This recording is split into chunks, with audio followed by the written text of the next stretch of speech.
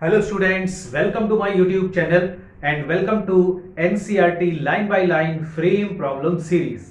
तो बेटा इस सीरीज में हम लोगों ने अपना एक चैप्टर कंप्लीट कर लिया था, that was the units and measurement. तो आज हम लोग स्टार्ट करेंगे अपना नया चैप्टर बेटा, और ये चैप्टर है अपना second chapter motion in straight line. तो देखिए उसका पहला क्वेश्चन ये रहा आपके सामने। Motion is change in position of an object with, चार ऑप्शन आपको दे रखे हैं, बताना है इनमें से कौन सा करेक्ट होगा। ट्राई करिए, ऑप्शन सोच लिया होगा कि कौन सा होगा।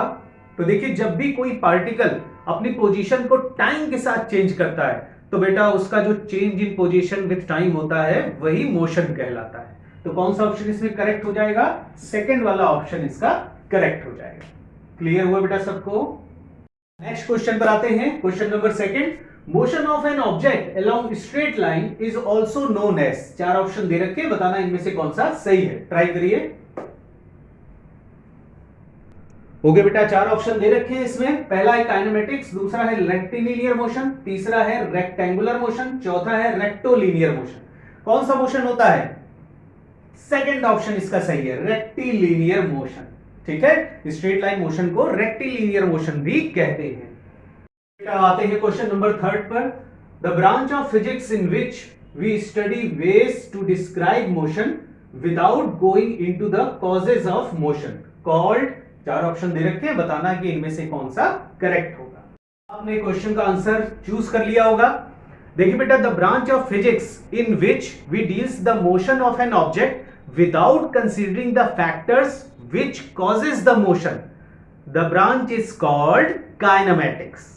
उसको काइनेमेटिक्स कहते हैं। ठीक है, तो कौन सा ऑप्शन सही हो जाएगा? थर्ड वाला ऑप्शन इसका करेक्ट हो जाएगा। नेक्स्ट क्वेश्चन पर आते हैं, क्वेश्चन नंबर 4।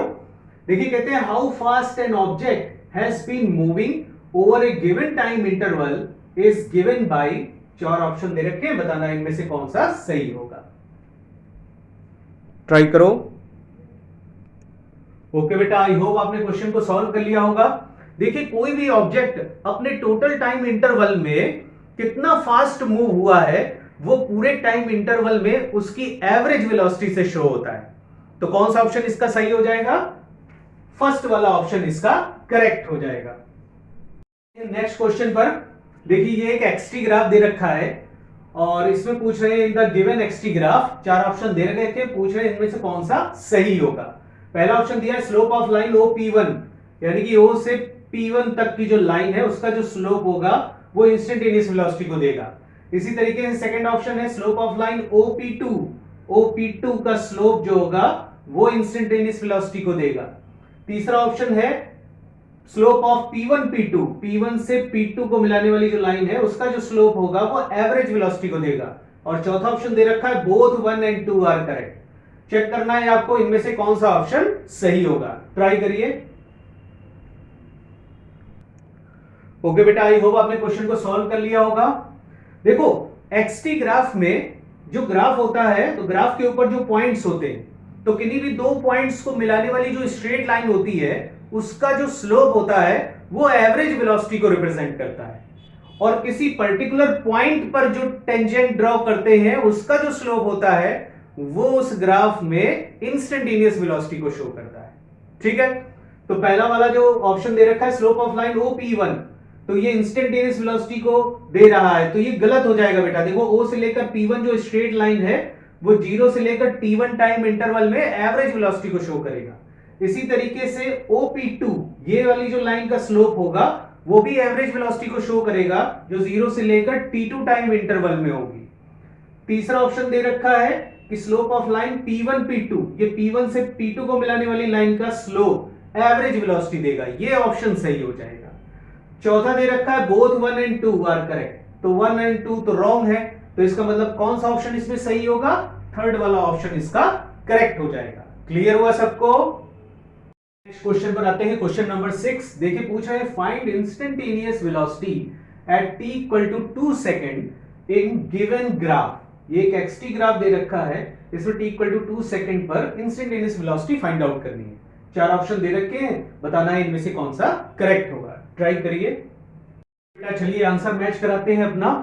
देखिए t इक्वल टू 2 सेकंड पर इंस्टेंटेनियस वेलोसिटी निकालनी है, तो आप क्या करिए, t इक्वल टू 2 सेकंड देखिए यहां पर कहीं होगा, तो t इक्वल टू 2 सेकंड पर आप ग्राफ के ऊपर आ जाइए।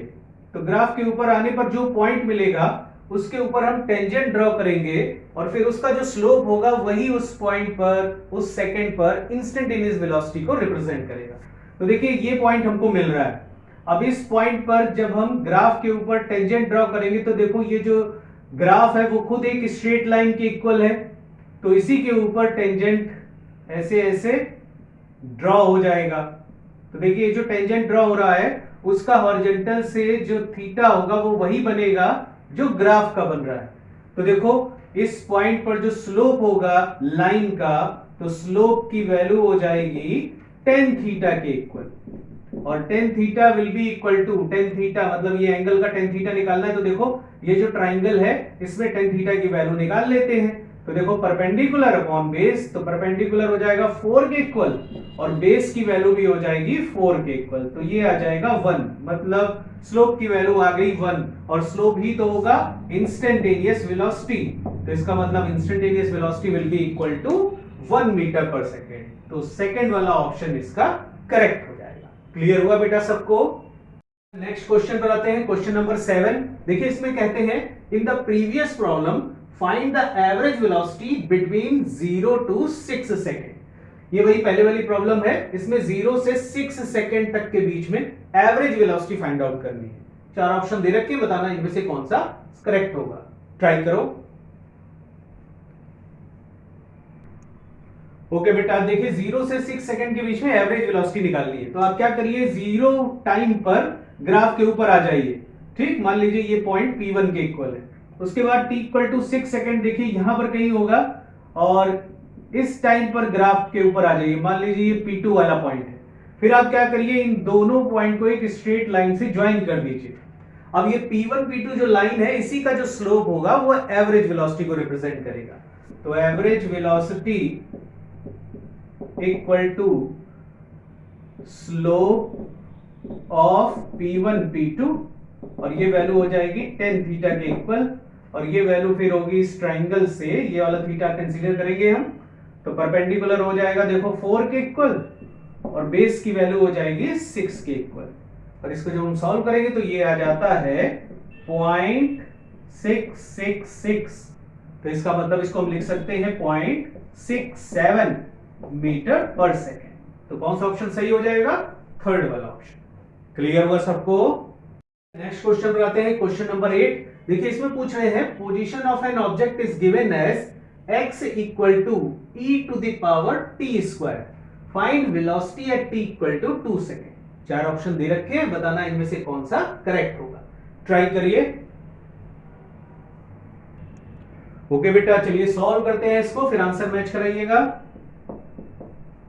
देखिए x इक्वल टू गिवन है e to the power t square, ये फंक्शन ऑफ फंक्शन हो गया, तो वेलोसिटी की वैल्यू होगी dx by dt, तो dy dt of e to the power t square. तो देखिए ये बन जाएगा v is equal to e to the power t square और into dy dt of t square. तो ये वैल्यू आ जाएगी e to the power t square into 2t। ठीक, ये वेलोसिटी आ गई। अब ये इंस्टेंटेनियस वेलोसिटी फाइंड आउट करनी है t इक्वल टू 2 सेकंड पर, तो t इक्वल टू 2 पुट कर दीजिए, तो देखिए ये आ जाएगा e टू द पावर 2 का स्क्वायर और इनटू 2 इनटू 2, तो ये बन जाएगा 4e टू द पावर 4 के इक्वल। तो कौन सा ऑप्शन करेक्ट हो जाएगा? फोर्थ वाला ऑप्शन। नेक्स्ट क्वेश्चन पर आते हैं, क्वेश्चन नंबर 9। पूछे in the above problem find the average velocity from 0 to 2 second. जो पहले वाली प्रॉब्लम थी उसी में एवरेज वेलोसिटी निकालनी है। 4 ऑप्शन दे रखे, बताना है कौन सा सही होगा। तो x इक्वल टू देखिए गिवन था उसमें e to the power t square, ठीक है, इसके लिए कैलकुलेट करना है। ट्राई करिए आप। ओके बेटा, आपने क्वेश्चन को ट्राई कर लिया होगा, चलिए सॉल्व करते हैं इसको, आंसर मैच कराइएगा। देखो average velocity will be equal to total displacement upon total time. तो देखो यहां पर क्या करेंगे, पहले डिस्प्लेसमेंट हम लोग कैलकुलेट कर लेते हैं x इक्वल टू 0 पर, तो देखो e की पावर 0 हो जाएगा, तो ये वैल्यू आ जाएगी 1, ठीक, फिर निकालेंगे displacement x equal to 2 second पर, तो t इक्वल टू 2 पुट कर दीजिए यहां पर, तो ये आ जाएगा e की पावर 2 का स्क्वायर, तो e की पावर 4 आ गया। तो डेल्टा x की वैल्यू क्या हो जाएगी, x2 minus x1 upon delta t, x2 minus x1, x2 है e to the power 4 minus x1 है 1 और upon delta t time interval, तो टाइम इंटरवल कितना होगा 2 सेकेंड, तो ये आ जाएगा आपका आंसर। तो कौन सा ऑप्शन सही होगा, फोर्थ वाला। क्लियर हुआ बेटा सबको, ओके। अब आते हैं क्वेश्चन नंबर 10 पर। देखिए कहते हैं इन यूनिफॉर्म मोशन, 4 ऑप्शन दे रखे हैं, बताना कि इनमें से कौन सा सही होगा। ट्राई करो। आई होप आपने क्वेश्चन को सॉल्व कर लिया होगा। देखिए यूनिफॉर्म मोशन का मतलब हुआ कि स्पीड और डायरेक्शन पार्टिकल की दोनों ही कांस्टेंट रहेंगी। तो सपोज कर लेते हैं कि पार्टिकल ऐसे स्ट्रेट लाइन में जा रहा है और उसकी जो स्पीड है वो 2 मीटर पर सेकेंड है, ठीक है। तो अब हम क्या करते हैं कि कुछ टाइम इंटरवल के लिए उसका हम मोशन कंसीडर करते हैं। मान लीजिए सपोज दैट 3 सेकंड के लिए कंसीडर करते हैं। तो देखिए ये पहला 2 मीटर वो कवर करेगा फर्स्ट 1 सेकंड में, अगला वाला 2 मीटर कवर करेगा नेक्स्ट 1 सेकंड में, उसका अगला वाला 2 मीटर कवर करेगा नेक्स्ट 1 सेकंड में। तो पूरा मोशन अगर हम इसका 3 सेकंड का डिस्कस करें तो जो एवरेज वेलोसिटी होगी उसकी value delta x by delta T से डेल्टा एक्स की वैल्यू 6 और डेल्टा टी की वैल्यू 3, तो ये आ जाएगी 2 मीटर पर सेकेंड। तो देखो एवरेज वेलोसिटी की वैल्यू आ रही है 2 मीटर पर सेकेंड और पार्टिकल की जो इंस्टेंटेनियस वेलोसिटी है वो भी 2 मीटर पर सेकेंड है। तो इसका मतलब जब यूनिफॉर्म मोशन होता है तो पार्टिकल की एवरेज वेलोसिटी और इंस्टेंटेनियस वेलोसिटी दोनों ही सेम होते हैं। अच्छा स्ट्रेट लाइन मोशन है और पार्टिकल बैक भी नहीं आ रहा है, तो फिर इसका मतलब कि जो एवरेज स्पीड की वैल्यू होगी वो भी यही निकल के आएगी और जो इंस्टेंटेनियस स्पीड होगी वो भी यही होगी। तो इसका मतलब इंस्टेंटेनियस स्पीड की वैल्यू भी एवरेज स्पीड के इक्वल होगी। तो इसमें 2 ऑप्शन करेक्ट हो जाएंगे, पहला और तीसरा। तो इसका मतलब फोर्थ वाला ऑप्शन इसका करेक्ट हो जाएगा जिसमें दिया है बोथ 1 एंड 3। क्लियर हुआ बेटा सबको, ओके ओके बेटा। तो ये था हम लोगों का मोशन इन 1D का आज का सेशन। आई होप आपको ये बहुत पसंद आया होगा और अगर पसंद आया हो तो चैनल को लाइक और सब्सक्राइब जरूर कर दीजिएगा। बेटा आगे आने वाले समय में मैं और भी अच्छे अच्छे क्वेश्चन आपको प्रोवाइड करूंगा, क्योंकि मैं एक एक लाइन पढ़ करके एनसीईआरटी की बहुत अच्छे अच्छे क्वेश्चन आपके लिए डिस्कवर कर रहा हूं और सब बढ़िया बढ़िया क्वेश्चन आपके लिए फ्रेम कर रहा हूं। तो आगे आने वाले समय में आपको बढ़िया बढ़िया क्वेश्चन मिलेंगे। पूरी एनसीईआरटी को मैं क्वेश्चन के फॉर्म में आपको बिल्कुल याद करा दूंगा, खूब बढ़िया से प्रिपेयर हो जाएगी आपकी 11th की भी 12th की भी। तो कोई भी क्वेश्चन अगर एनसीईआरटी से रिलेटेड आ जाता है तो आपसे वो क्वेश्चन छूटने वाला नहीं है। बहुत बढ़िया प्रिपरेशन आपकी होगी। बस आप जितने भी सेशन हमारे आगे आते जा रहे हैं आप हमारे साथ बने रहिएगा, मेरे चैनल को देखते रहिएगा, ठीक है। तो बेटा आप मिलते हैं हम लोग नेक्स्ट सेशन पर मोशन इन 1D के। तब तक के लिए बेस्ट ऑफ लक, खूब एंजॉय करते रहिए और खूब पढ़ते भी रहिए।